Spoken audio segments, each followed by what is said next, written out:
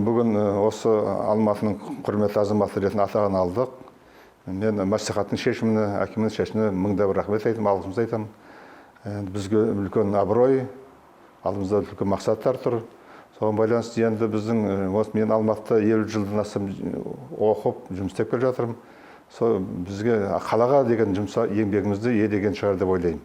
Енді шынымен де жас кезімізден, студент кезінен қоғамдық жұмысқа қатырылса, қаланың жұмыстарына, кейін не болдым, аудандық депутат болдым, аудандық советтің депутатын. Басқа жұмыстарда араласып, оқу орны, мына қазір қарасаңыздар, Тұран университетіне, бірінші университет аштық, жеке меншік университетіне кадр дайындауға, жаңа адами капитал дамытуға Тұранның үлесі аз емес деп ойлаймын. Осы уақытқа дейін 39 балалар шығыпты, бізді бітіргендер. Лицей бар, колледж бар, университет бар, бакалавриат, магистратура, докторантура, солардың барлығы көпшілігі алматылықтар. Олар қазір қараса белгілі жақсы қызметтер істеп жатыр. Біздің түлектер қалаға өзінің үлесін қосып жатыр. Сонда біз арқылы олар білім алып, табалдырығын аттап, үлкен абыройға ие болып жатыр деп. Ол да үлкен еңбек. Міне ендігі жыл 2022 жылы біз 30-ға толамыз, қысқа мерзімде. Енді бер жағында қоғамдық жұмыстарды қарасаңыз, кеше мына президенттің Нұрсұлтан Назарбаев сайлауын 2 рет штаб басқардым. Сенат, мәжіліс пен мәслихаттың депутаттарын оны 2 рет басқардым. Соңғы штабта президент Сәлім Тоқаевты Алматы қалалық штабы маған сенді. Ол үлкен сенім. Жұмыс аз емес. Қаланы көрді, қалай өсіп келе жатқанын, қалай жаңалықтар болып жатқанын дегендей. Өзімді міне 2-ші мәрте қазір мәслихаттың депутатымын, 1-ші округтың бойынша Алмалы ауданынан. Қосымша қоғамдық жұмыстарын алатын болсақ, жоғары оқу қауымдастығының төрағасы 20 жылда болып қалды, одан асып кетті. Ректор болғанмен 30 жылдан асып кетті, тәжірибе мол дегендей. Ал енді соңғы жылдары біз қоғамдық кеңес, Алматы қоғамдық кеңесі үлкен ұйым, қоғамдық ұйым, қарасаң заңмен құрылған, соның арқасында 2-ші қазір мерзім, алғашқы 3 мерзімді оқыдық, жұмыстарды қазір 1,5 жыл. Қалада қыруар жұмыстары бар екен. Бізде мәслихат қоғамдық кеңес сайлаған адамдардың барлығы тәжірибелі адамдар. Көпті көргендер, білік адамдар, жастар да бар дегенде ішінде қалада көп жұмыс істеліп жатыр.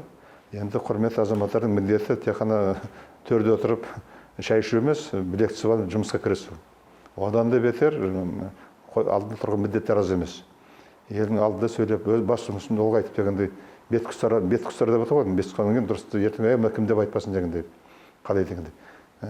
Негізгі біз қалаға қандай үлес қосыңыздар, қаланың жұмысына, қаланың дамытуына, мәдениетіне, экономикасына, білім саласына, жан-жақты, денсаулық саласы болсын, соның бәрін үлесін қосқанды есепте, басқа жұмыстардың бір соны қосқан кезде осында бір критерий. Енді көп адамдар бар, атақты ғалымдар бар, үйінде отыратындар бар. Олар бөлек алады, ғылым арқылы алады атақтарын. Мемлекеттік сыйлық лауреаты болады дегенде, орындар алады дегенде. Мына жерде марапат қалаға. Қаланың бет құстар азаматтар қалай? Ол кімдер екен дегендей, соны бізге үлкен жүк айтқан бір жағынан. Қазір Қазақстанда биылдың аяғында енді жылма Қазақстан саны 19 миллионға жетеді. Бұл рекорд. Қазақтың саны 13 миллионнан асады. Соны қазір бүгін таңда қазақтың 67-68%, 70 жоқ пайызы қалада тұратын болды. Қазақ халқы қалалық халық болып жатыр.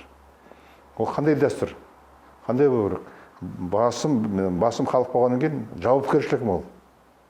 Біз енді басқа бір арқа сүйеп жалтақ болатын болса, қазір өзіміз жауап беруіміз керек. Дүниежүзілік бәсекеге біздің халқымыз кіріп жатыр. Соған бәрі жан-жақты қазір дүниежүзінде 53 мамандықтар бар екен. Қазақ 100 жыл бұрын Абай кезінде бар егерген 2-ақ мамандық. Қалада тұратындар 1% жетпей ме? Негізі малшы. Қазір малшының осы 0,03%. Қалғанда бір 1000 мамандық егерген біз. 6 миллион қазақтар жұмыс істеп жатыр, соның ішінде 1000 мамандық егерген. Ал енді талап тез өзгеріп отыр ғой. Соған байланысты кеше әкім айтып отыр, біз қаланы өзгертуіміз керек. Қала тек қана көпшілік саудамен айналысып отыр. Біліммен ғылыми инновациялық компания ашу керек, жаңаша болу керек дегенде, сондықтан бізге бір жағынан өз ойын айтып отыр, жерден тапсырма сияқты. Осындай проблемалы шешейік дегенде. Соған бір проблема шешілсе, екінші проблема шығып отыр ғой. Құдайға шүкір, мына неге пандемия кезінде қазір қала құлап қалған жоқ. Шашылып қалған жоқ. Акимат алғашқы қиыншылықтар болды, ол қателерді қорытынды жасалды, жаңаша жасалып, қазір айтып, біз дайынбыз деп отыр. Екінші толқын келетін болса, оған толығымен дайынбыз. Орындар дайын деді. Бірақ негізгі мақсат ол бір жағынан енді экономика ұстауымыз керек, экономика дамытуымыз керек. Жаңаша істейміз дегенде, сондықтан Алматының құрметті азаматтары болашаққа бірге барайық, бірге жүрейік, елге үлгі болыңдар дегендей. Сол сияқты жастарға айтатынымыз, қала азаматтарға айтамыз, бірлік бар да тірлік бар дейді. Оған алып не алматты өкпелейтін жас жоқ. Мына ұжымның қоғамдық кеңестің мүшелерінің бұл университеттің ұжымның белгісі деп айтуға болады. Басқа істеп жатқан жұмыстардың бәрі солардікі жалғызмен емес, солардың арқасында көрініп жүргеніміз. Сондықтан бірге болайық, жұмыс істейік, алға жылжытайық қоғамымызда. Қоғамымызда көп нәрсе бар. Әлде Алматы ерекше қала. Қазір Европа жан-жаққа барып жүрміз ғой, ешкім кем емес. Ешкім кем емес. Экономик көрсеткіштер көп елден 46-26 Европа мемлекеттердің бірде Алматының үлесі. Алматының экономикасы Европаның 26 елінен жоғары болып тұр. Бірақ тұрып қалу болмайды. Заман тез қимылдап келе жатыр, бәр жерде бәсеке. Сондықтан бәріміз құрметті азаматтар осыған үлесімізді қосу керек деген әңгіме. Сондықтан жақсылық деймін. Көп адамдар құттықтап жатыр, мыңда бір рахмет. Сіздердің үйлеріңізде той болсын, жақсылық мол болсын.